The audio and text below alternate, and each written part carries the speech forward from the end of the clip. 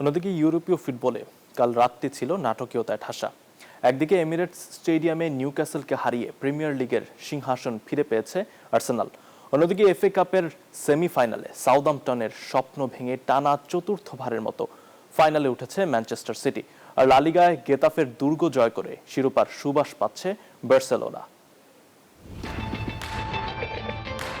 নিজেদের ঘরের মাঠে নিউক্যাসলের বিপক্ষে 1-0 গোলের ঘাম ঝরানো জয়ে আবারও প্রিমিয়ার লিগের শীর্ষে ফিরেছে আর্সেনাল।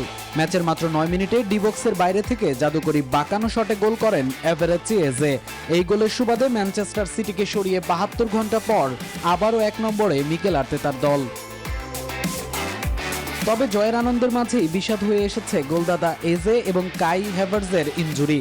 চ্যাম্পিয়ন্স লিগে অ্যাটলেটিকো মাদ্রিদের বিপক্ষে গুরুত্বপূর্ণ ম্যাচের আগে এই দুই তারকার চোট গানার্স শিবিরে দুশ্চিন্তার ভাঁজ ফেলেছে।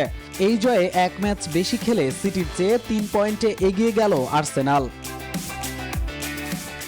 প্রিমিয়ার লিগে শীর্ষস্থান নিশ্চিত না হলেও এফএ কাপের ফাইনাল নিশ্চিত করেছে ম্যান সিটি। সেমিফাইনালে সাউদাম্পটনের বিপক্ষে শুরুতে হারের শঙ্কায় পড়েছিল গার্দিওলার শিষ্যরা।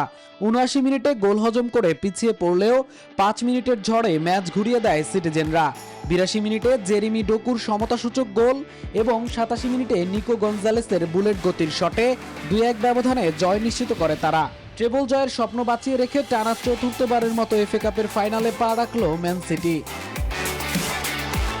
লা লিগায় গেতাফের মাঠে দীর্ঘ 6 বছরের জয়খরা কাটিয়েছে বার্সেলোনা। ফার্মিন লোপেজ ও মার্কাস রাশফোর্ডের গোলে 2-0 ব্যবধানে জিতে রিয়াল মাদ্রিদের চেয়ে 11 পয়েন্টে এগিয়ে গেল কাতালানরা। ইনজুরিতে ছিটকে যাওয়া লামিনে ইয়ামালকে গোল উৎসর্গ করে বার্সা এখন কেবল একটি জয়ের অপেক্ষায়, যা আগামী 10 মে এল ক্লাসিকোতেই নিশ্চিত হতে পারে। মামুনুর রহমান, নিউজ 24।